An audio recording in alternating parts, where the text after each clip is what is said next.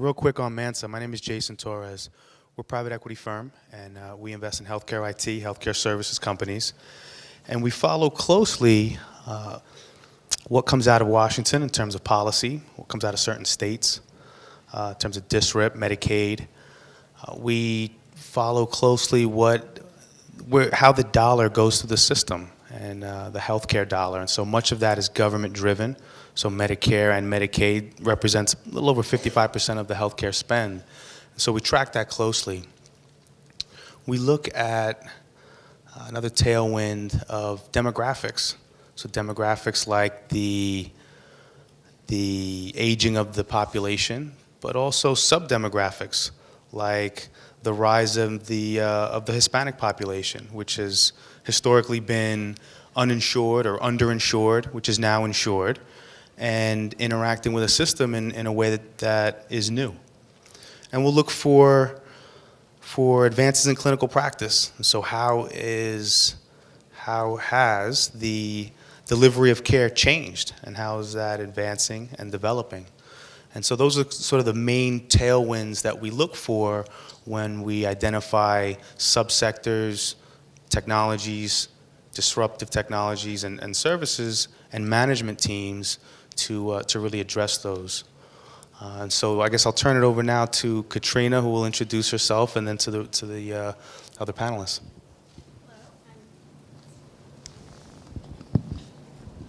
Hello, I'm Katrina Furlick. I'm co-founder and chief medical officer of Health Prize. We're a company that motivates people to stick with their medications. And prior to founding Health Prize, I was a practicing neurosurgeon, so I often saw the downstream complications that come from people not taking their meds. Hi, everybody. I'm Adam Jackson, co-founder and CEO of Doctor On Demand. Doctor On Demand's large video medical practice. We're operating now in 47 states across the country, doing basically virtual urgent care services, so cold, cough, flu, sinus infections, UTIs, things like that. Our doctors can treat and prescribe in those states. And we also, just a few months ago, opened up our behavioral health services. So we now have almost 500 psychologists and psychiatrists practicing in all 50 states over video.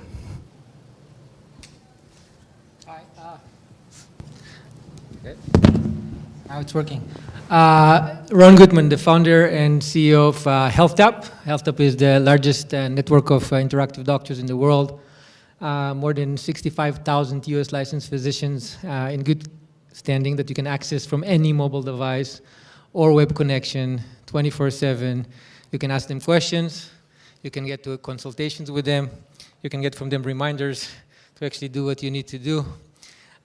We served more than 2.6 billion doctor answers to date to people everywhere, so we have the largest repository of doctor knowledge in the world today, and we're very excited to provide end-to-end virtual care. From the moment that you discover that something is not going well, all the way to the moment that you talk with a doctor and figure out what you have, and we have doctors in 137 specialties, all the way to actually staying in touch with you until you recover and feel good, because the doctor will send you reminders and tips. So the first end-to-end experience in delivering virtual care. Thank you. So the first question I have for the panelists, what is the big problem that you're trying to solve in healthcare? And you could talk about costs, size of the market, population, but really talk about the problem that you're trying to solve. I guess, Ron, we'll start with you this time. Yeah, so I think that the most important thing is the right care at the right time, at the right place, at the right cost. So it's not about going and seeing a doctor in the real world, or going to the emergency room, or seeing a doctor on video. It's about getting the right care that you need right now.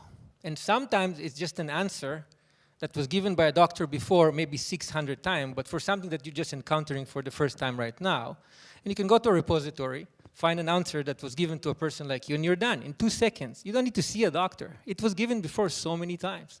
And sometimes you need to just jump over and go all the way to the emergency room, because like seeing a doctor just on video is not enough. You actually need to get urgent care immediately from a physician in the emergency room. And using data in order to filter people into the right level of care that they need is the problem that we're solving right now, because today it's done randomly.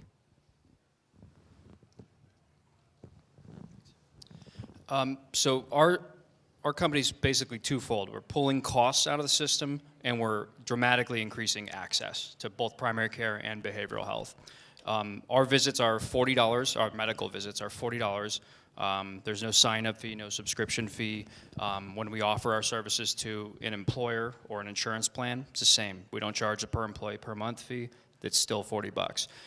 So you're pulling tremendous waste out of the system that way. If you were to go to an urgent care clinic or God forbid, an emergency room for a minor thing like a sinus infection, it could cost hundreds or thousands of dollars. So us, it's $40. And also on the patient side, it's just tremendously more convenient. You can use our app on any mobile device or computer, as long as that has a camera. And within a few minutes, you're in a secure video conference with a board-certified doctor without having to leave your home. So it's great for people who don't have access to good same-day primary care. The problem that HealthPrize is addressing is the medication non-adherence problem. If you're not familiar with it, it's a very serious problem. The major statistic is it's been estimated to be the root cause of about $290 billion in otherwise avoidable medical spending. Obviously, it's a lot cheaper to pay for the hypertension pill than for the heart attack or the stroke that could come from not taking the pill. I could rattle off a bunch of other statistics, but on a personal level, I recognized how impactful this problem was. As a medical student, I was doing my first rotation through the VA hospital, and I saw so many older men with missing limbs, and it really shocked me. And I took aside one of the senior nurses there, and I said, this really makes me realize just how terrible war is. All these missing limbs from war, and she laughed at me and said, "You haven't been around long enough. Most of these are not from war. Most of these are from these men not taking care of their diabetes." So I really came to personally see the non-adherence problem, whether treatment non-adherence or medication non-adherence, as really a form of trauma. It's kind of a trauma in slow motion. So I've seen it personally, and and the statistics are pretty staggering. Thank you. Let's talk about what is different about your offering. What's unique? What's potentially disruptive? There are adherence programs. That's not a new problem. That's an old problem. What is it that's different about HealthPrize and the other, that's really addressing the issue, the big problem that we just talked about? Well, I'd say what we're doing differently in particular is that we're first looking at the problem through a different lens. As Jason mentioned, there's a lot of adherence companies out there. If you scratch the surface, you'll see a bunch of companies attacking it from different angles. But we fundamentally realized that it's not necessarily a problem of just forgetfulness or cost. And we looked at the studies out there, and we saw that even if you give medication away for free, which has been tried as an intervention, it increases adherence rates by about 4 to 6 percentage points. That's based on a New England Journal of Medicine article looking at patients after a heart attack leaving the hospital.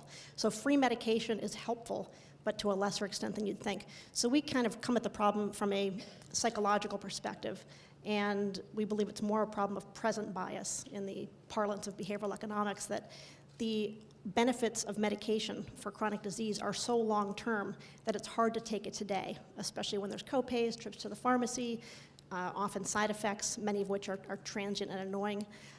So these are the sort of things that make it difficult to take a pill today. So we approach it from the psychological angle as opposed to the fact that it's just a cost or forgetfulness problem.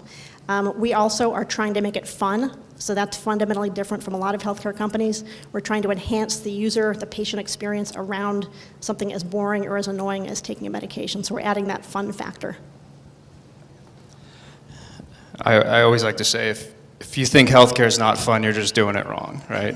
I think it can be fun. I think one of the telemedicine's been around for a long time. We've got a very new spin on it.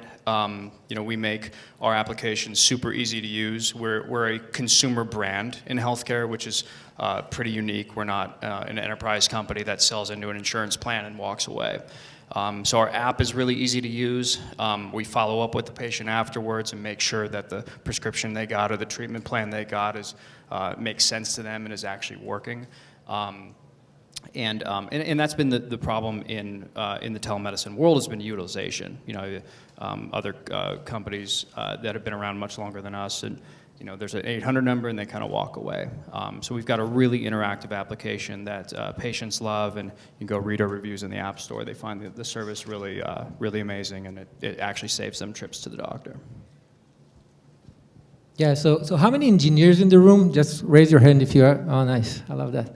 So in system thinking, right, if you have a system with, let's say, 12 components, and you start optimizing each and every one of the components separately, and even if you're not an engineer, it's not a difficult question.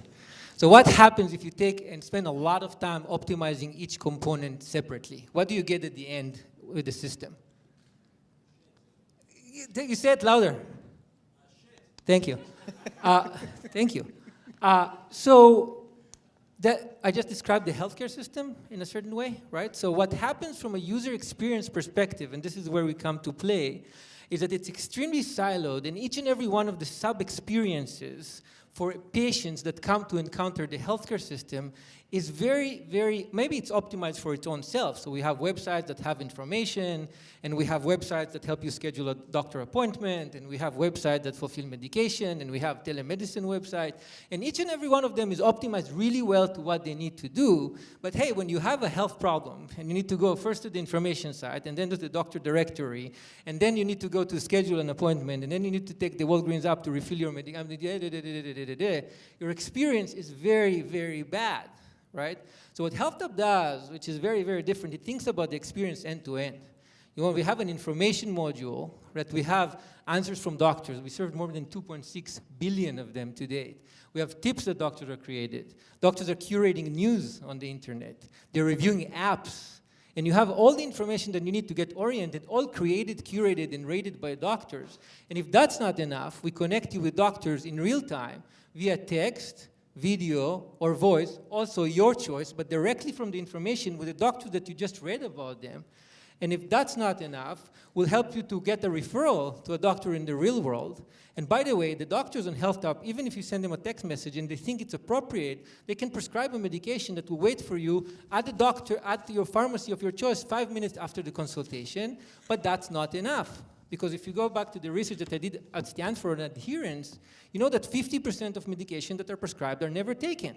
So we shouldn't stop there. So the doctors basically also prescribe checklists that basically what we do is we send you reminders and tips to remember to take your medication. And if you have a side effect and you're not sure what it is, you can either push a button and see a doctor immediately or go back to the repository and read more about your side effect. So an integrated experience in healthcare from the moment you're not feeling great to the moment you feel good. Good deal. Last question I have for the panel. It's a few questions in one, but let's talk about government spending, which is the biggest part and component of healthcare spending. And so how does that relate to your business? How are you going to take advantage of that?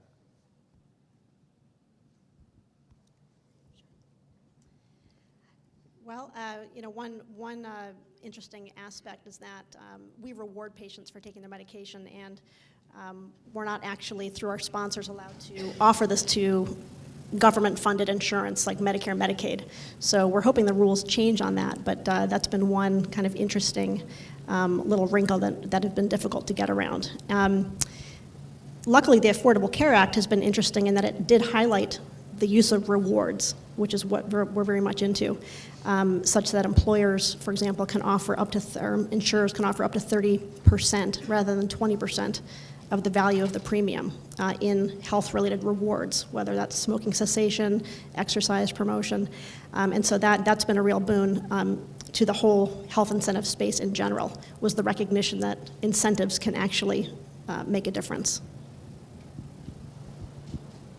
Well, we also benefit from the ACA in that we can help accountable care organizations that need to, keep people who aren't sick and don't need to be in the hospital out through high-quality video telemedicine.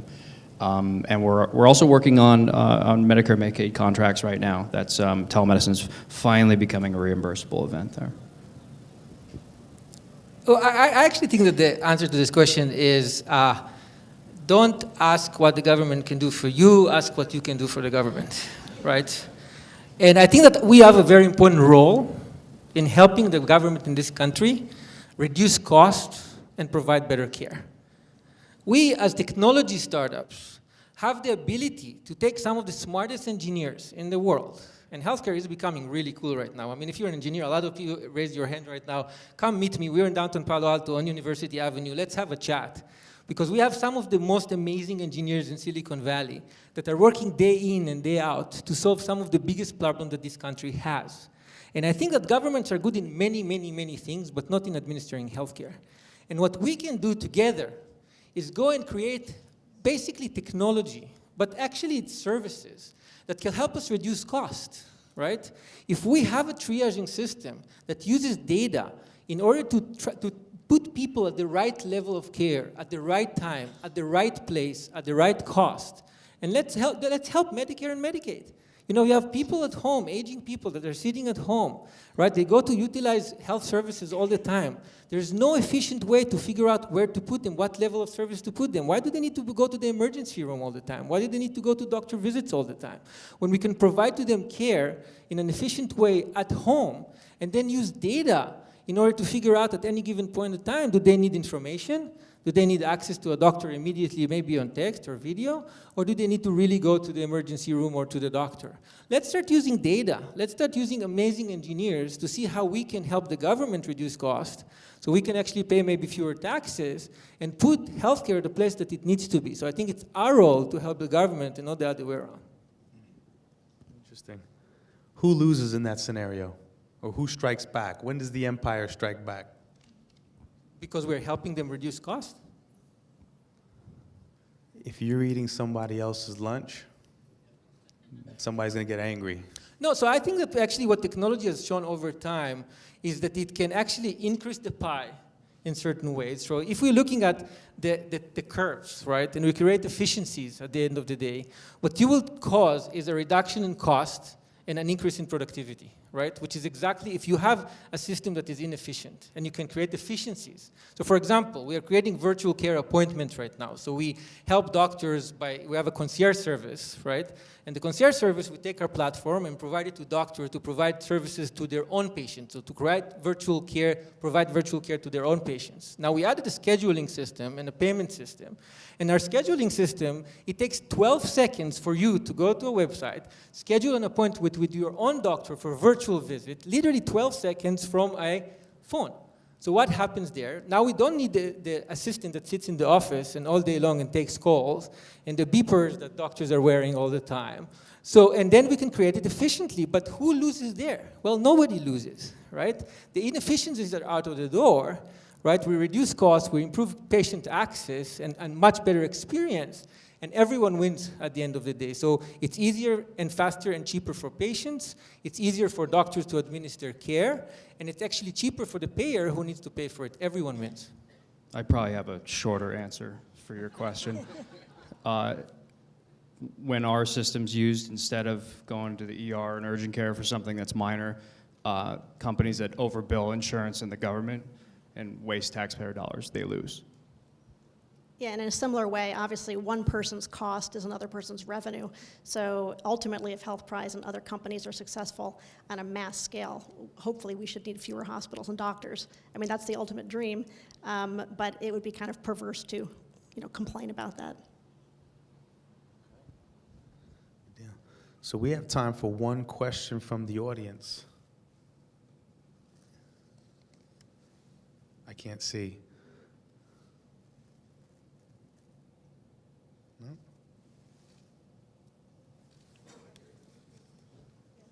Okay, yeah, come on up.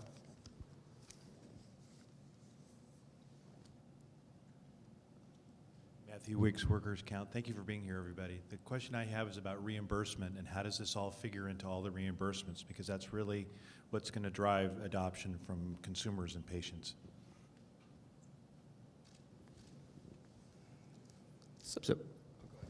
Thank you.